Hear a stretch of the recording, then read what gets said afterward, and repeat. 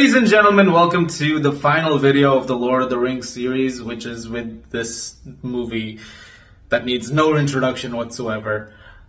Every once in a while when it comes to talking about certain movies, I feel like there is this moment where you have to sort of take a step back and go, what can I say that hasn't already been said yet? With The Return of the King, I feel like that is more apparent than ever. Talking about these three movies has been an absolute pleasure. I love talking about The Fellowship of the Ring and The Two Towers. If you haven't seen those videos, definitely check them out.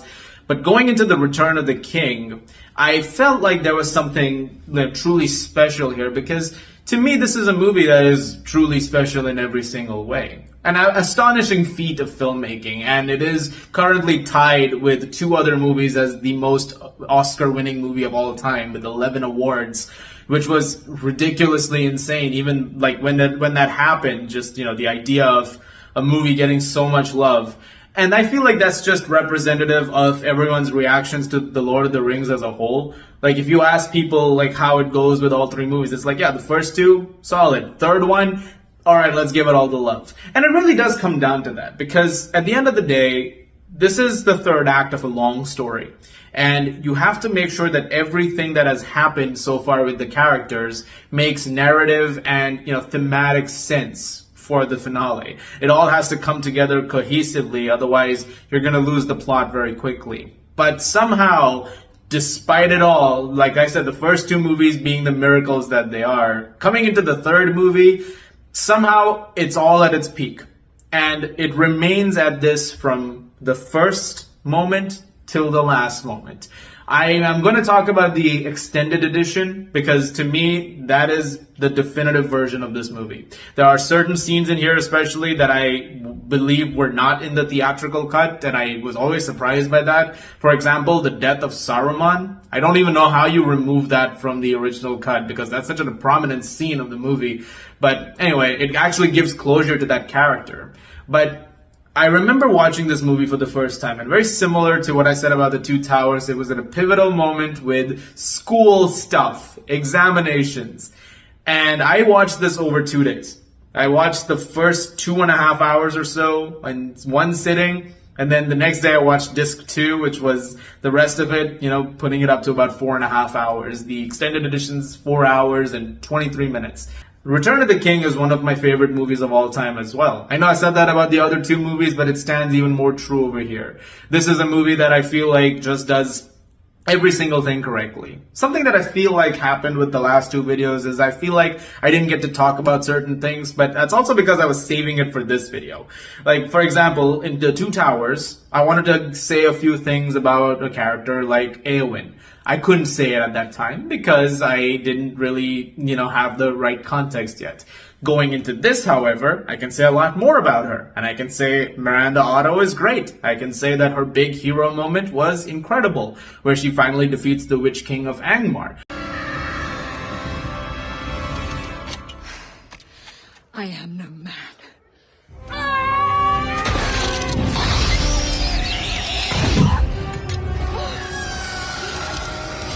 Same thing with Merry and Pippin, because this is the movie where you really get the most with those characters. Pippin, of course, being with Gandalf going towards Minas Tirith because he saw the Palantir, and the idea of, Sauron could be onto them because of that vision. Pippin is suddenly very involved in it, and eventually he's, helping Denethor, who is the father of Boromir and Faramir. And this is the steward of Gondor who has gone really, really insane. That whole plot line, super interesting. Everything going on with Merry as well. He wants to be a bit of a hero. And as I mentioned with Éowyn earlier, she's giving him that shot, riding with the Rohirrim later on. Awesome stuff. And because I already mentioned Theoden in the last video as being this awesome character, that moment where he's, getting everyone ready for that big charge towards the army of orcs, beautiful stuff. I mean, this is what the big screen experience was made for. This is what cameras, man. This is what you make movies for. This is this kind of spectacle that it's all about.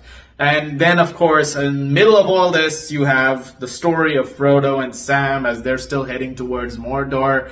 That entire storyline, beautifully done. I mean, especially the last hour of it. There are so many things that really, hit you on an emotional level. And it's because you had so much time to connect with the characters, those scenes are really effective. Come on, Mr. Frodo.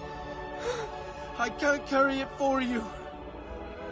But I can carry you. Come on!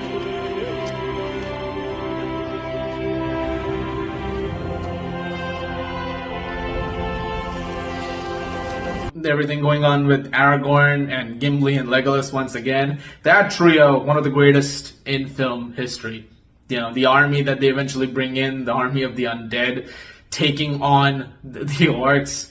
That whole storyline. My favorite running joke of, the number of enemies they're killing. Great, like the big elephant moment. I get crack up at that every time. Like when Legolas takes down that massive elephant, and Gimli's reaction is that still only counts as one. It's like, it's perfect. It's so perfect. These are things that I'm talking about, and while I understand that these are things that most people already know about, have already discussed many times over, to me it's just the idea of the Return of the King or the Lord of the Rings in general. This story, it's so sprawling and it's so vividly executed that it's hard to sort of, watch it and not think of how much cinema was influenced by it. I mean, look at the time since. Look at the movies that have come out since then. There are very few spectacles that I can point out and I can say that matched what was done over here. And Peter Jackson, this incredible director that he is somehow did just the right amount of justice to this entire story. It made me care about every single character and every single moment with each character.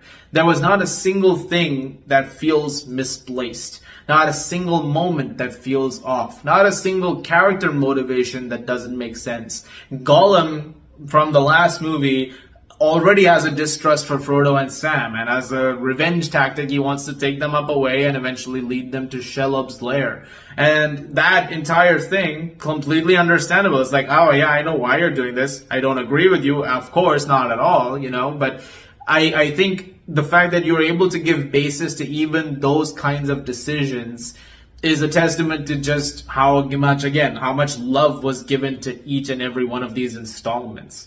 And the thing about The Return of the King is that while I could go on and on talking about it, so many times I just watch this movie and I find myself speechless.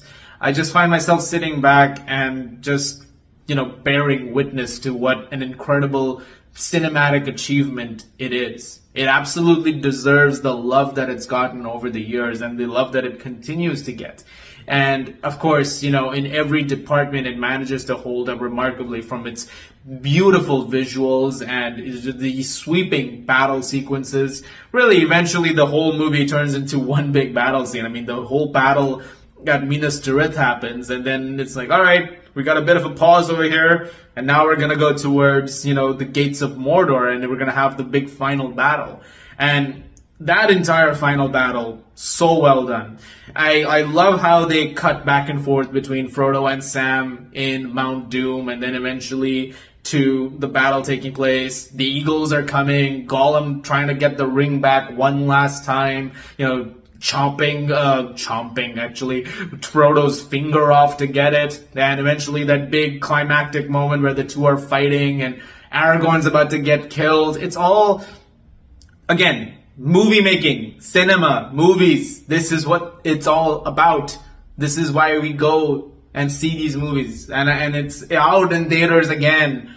It's definitely worth seeing it on that scale once again. People talk about extended endings with this movie. The fact that it just goes on and on and on and on and on. I can understand that criticism if I felt it. Like, I understand it goes on for a while, but I also feel like it's one of those things where you have to wrap up everything. You need to give everything that solid level of closure before you can sort of put a bow on the whole story. And while you could go on because, the appendices will go make 500 other movies in themselves. I mean, they just announced The Hunt for Gollum. So, I mean, you could probably do that. But at the same time, to me, as this core story works, by the end of it, I was very happy with what I had seen. I was very happy with the conclusions that were reached on a narrative level. And by the end of it, I was more than happy to get up in my living room and start clapping at the whole, experience. It's one of those movies that I'm so glad it exists, because it always just reminds you of just how brilliant stuff can be when you give the amount of love to something. I know I'm saying something like this over and over again, but it bears repeating. And I hope that, I envy people who watch this for the first time. People who will sit down as kids, maybe years from now, you'll be, my age, for example, I'll have a kid, or, my friends will have their kids and stuff like that. And you'll sit them down and go, I'm going to show you a movie. That first reaction, I look forward to that day.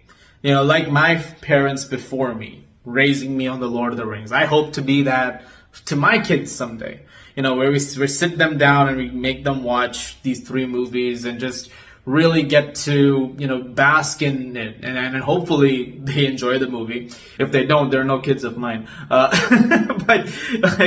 I'm just kidding. But I mean, I look forward to the day when this continues to be a movie that, people refer back to, that film historians refer back to over and over. And so I'm going to leave it on that. And I'm going to, extend it to you guys. People who've watched The Return of the King over the years. What are your thoughts on the movie? I'm sure a lot of you love the movie, but, I'd love to hear, your experiences with it over time. What was your reaction to it, as re-releases have gone on? Leave them in the comments below. Let me know your experiences. I would love to hear your stories. Guys, thank you very much for watching. Look forward to more videos very, very soon. Thank you so much for going on this journey with me. It's been such a pleasure talking about the Lord of the Rings trilogy. I will also be talking about the Hobbit trilogy, because I haven't done those videos ever, and I have some thoughts on them as well, but a little bit later. First, you enjoy these. As always, if you like this, please do subscribe, and I'll see you guys at the movies.